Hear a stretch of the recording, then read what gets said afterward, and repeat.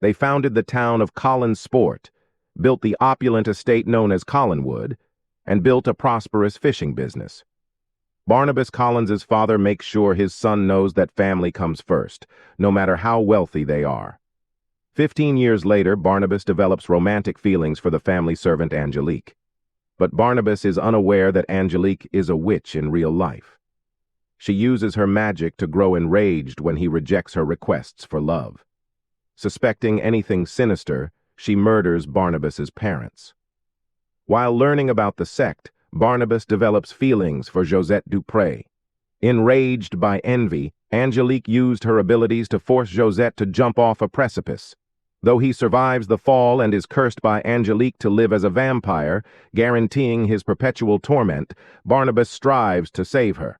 Angelique then accuses Barnabas of being a monster, turning the residents of the town against him. They grab him and bury him alive in a casket deep in the jungle. Barnabas spends ages imprisoned beneath the earth. The narrative then leaps to 1972, when Victoria Winters is on her way to Collinsport via train after coming upon a job posting for a governance role. In an attempt to conceal her true identity while fleeing her home, she takes on the name Victoria. The caretaker, Willie Loomis, welcomes Victoria to Collinwood and informs her that the formerly magnificent mansion is currently in a state of disrepair. Once housing hundreds of servants, the estate is now occupied only by Willie and Mrs. Johnson. Victoria soon meets the matriarch of the family, Elizabeth Collins Stoddard. In spite of Victoria Frank's criticism, Elizabeth finds her appealing and appoints her to the position of governor. Victoria gets to know the other Collins family members over supper. Those who sympathize with David include his lazy brother Roger, her rebellious teenage daughter Carolyn Rogers' troubled son David, who thinks he sees his mother's ghost, and Dr. Julia Hoffman, a psychiatrist hired to help David, but who drinks a lot. Later that night, Elizabeth finds it offensive that Dr. Hoffman tells David she believes in ghosts. Victoria sees Josette's ghost as she gets ready for bed. The ghost Eiley assures her that he's coming before reenacting her fall from the cliff. Meanwhile, after being set free in the wilderness, a construction crew unintentionally unearths Barnabas's coffin. While he gorges on the laborers and apologizes for his centuries-old blood-covered hunger, confused by the modern world he finds himself in, Barnabas makes his way back to Collinwood. He utilizes his hypnotic abilities on Willie when he gets to the mansion, forcing him to tell the family what has transpired after cleaning up. Elizabeth pulls Barnabas away when he formally introduces himself to the Collins family because she has doubts about his real identity. In an attempt to prove his worth, Barnabas discloses the existence of a treasure-filled hidden room that even Elizabeth was unaware of. Elizabeth, who is now persuaded, consents to accept him back into the family on the proviso that he maintain his vampire identity. As a distant relative of Barnabas III, Barnabas is presented to the rest of the family the following morning. The Collins fishing empire has collapsed, and Angel Bay Seafood now controls the market, as the family discusses this. When Victoria walks into the room, Barnabas can't help but notice how much Victoria looks like Josette. Meanwhile, back in town, Angelique, now Angie Bouchard, has risen to prominence as the CEO of Angel Bay Seafood. She investigates after hearing about the disturbance in the woodland and is startled to find that Barnabas's coffin has been left open without any visitors. Following a verbal altercation with Elizabeth Barnabas, Angelique makes her way to Collinwood in order to address the family. After intervening, Barnabas pulls Angelique aside for a private discussion. When they are alone, Angelique gives him a passionate kiss and tells him how she created her business in order to destroy the Collins family. She brags that although the Collinsport residents don't remember her name, they honor her. Following Angelique's departure, Barnabas confides in Elizabeth and shares his worries. She comforts him, telling him that he was strong enough to motivate Barnabas to go back and carry on the family business by hiring laborers to remodel the mansion and restart the fishing company with a hat, sunglasses, and an umbrella out of the hidden room.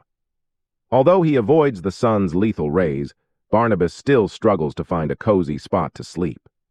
Eventually, as business picks back up, he brings back his old coffin for that reason. As Barnabas gains more experience with contemporary life, he utilizes his abilities to persuade Angelique's fishermen to change their allegiance. Julia approaches Barnabas because she is becoming worried about his strange conduct. He accepts Julia's invitation to her office, where she hypnotizes him and forces him to admit that he is a vampire. She is enraged at the secret and rushes to confront Elizabeth afterward. But Elizabeth convinces her to keep quiet by emphasizing how intriguing this discovery should be for a scientist like Julia. Rather than exposing Barnabas, Julia decides to study him. Later on, Barnabas asks Carolyn for tips on how to approach women in the contemporary era. Carolyn advises him to follow her counsel and get rid of his conventional ways and socialize with hip people. When Barnabas gets hungry, he kills everyone in the group of hippies he meets in the forest so he may smoke and tell stories. In the meantime, Julia starts transfusioning blood to Barnabas in an attempt to stop his vampire tendencies. As Barnabas draws closer to Victoria and they become closer over conversations about the paranormal, she seduces him in spite of his appreciation, crossing the doctor's patient line. While Angel Bay continues to hold the majority of the company's shares, Angelique grows enraged about the Collins family's comeback. Angelique is determined to stop them, seeing it as a personal failure. She invites Barnabas to a meeting and offers to acquire his business. She makes threats on Victoria's life when he refuses. Reluctantly, Barnabas yields to her overtures, and in their ardor they demolish much of the office. However, afterwards, realizing his error, Barnabas informs Angelique that they are not meant to be together, and she swears to destroy him as he proceeds with his operations with Julia. Victoria starts to dream vividly, remembering the night she first saw Josette's ghost when she was a little girl in the asylum. Before fading away at breakfast, Josette's spirit reappears and begs for her assistance. In an attempt to remind everyone in the town of the Collins family's position, Barnabas declares that he plans to host a lavish ball. Barnabas insists on having a conventional ball and even gets Alice Cooper to perform live, despite Carolyn's advice to call it a gathering. The music does not appeal to him. During the celebration, Barnabas goes for a stroll and confronts Roger after spotting him robbing guests of their coats. Roger is given a choice by Barnabas: either improve as David's father or quit. David's heart is later broken when Roger decides to leave. During their balcony time, Victoria shares with Barnabas her painful background. Feeling a connection to Barnabas, she tells him about the torturous treatments she had to face in the asylum before Joseph's spirit assisted her in escaping. Victoria gives him a kiss. Angelique, witnessing this, becomes outraged. The next day, Barnabas approaches Julia, expecting to become human so he can be with Victoria. Instead, he discovers that Julia has been covertly transfusing his vampire blood into herself, seeking immortality in a fit of wrath. After killing Julia, Barnabas gives Willie the order to dispose of her body at sea. Roger is then granted one last chance when Barnabas discovers him attempting to steal from the hidden room. He accepts Barnabas's money offer to go. Roger leaves his family after stealing the money. While this is going on, Barnabas saves David from a falling chandelier, but the sun's rays scorch his skin, shocking the family by revealing his vampire status. Desperate, David and Victoria take off. Turning to face Angelique, Barnabas begs her to lift the curse, but she refuses. Barnabas is caught and placed in another coffin. With the help of his mother's spirit, David locates Barnabas and sets him free, while Angelique incites the locals to turn against the Collins family.